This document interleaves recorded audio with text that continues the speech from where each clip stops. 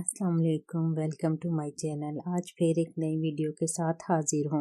तुम ही बताओ, एक औरत कैसे रह सकती है शोहर के प्यार के बिना।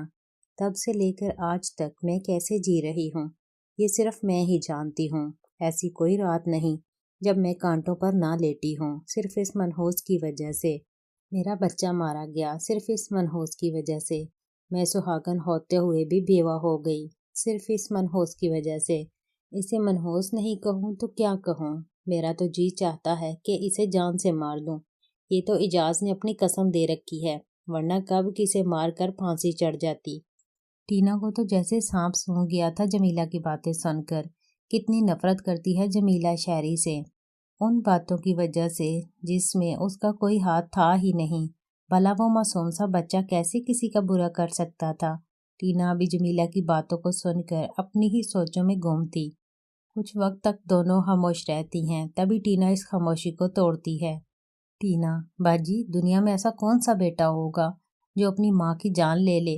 भला कैसे कोई अपने माँ बाप को मार सकता है। दुनिया में जो भी होता है सब कुदरत की मर्जी से होता है, इसमें किसी का क्या कसूर। आपने सिर्फ अपना दुख देखा, कभी ये नहीं सोचा तकदीर ने उसके माँ बाप एक झटके में छीन लिए।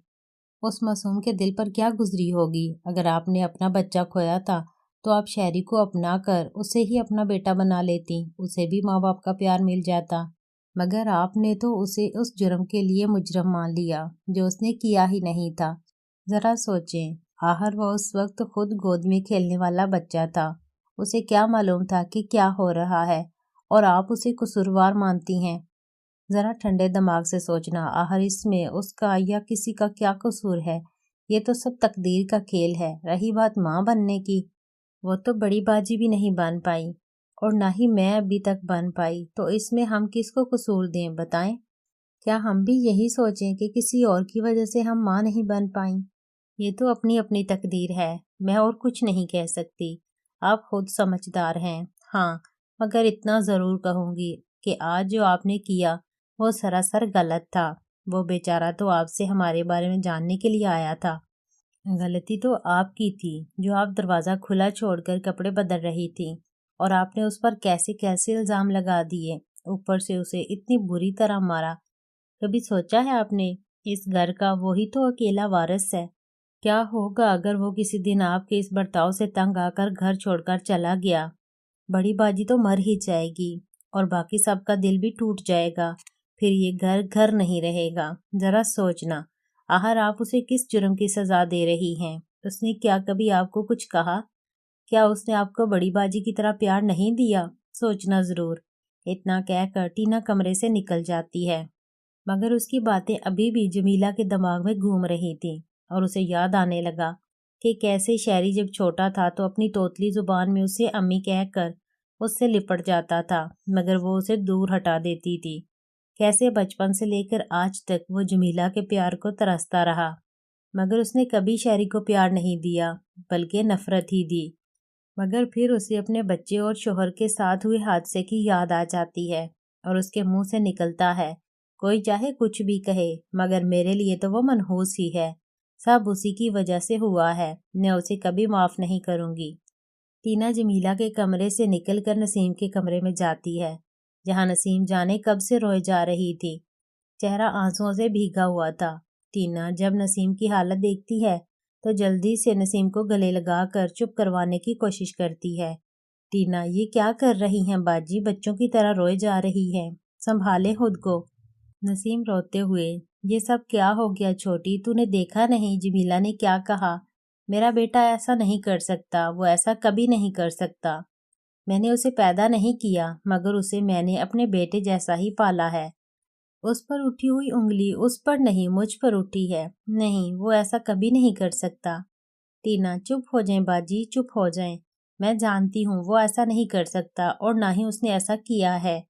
जमीला बाजी को गलतफहमी हुई है। इतना सुनकर नसीम एकदम चुप हो जाती है और टीना को देखने लगती है। टीना, हाँ बाजी, मैंने शहरी से और जमीला बाजी से बात की है।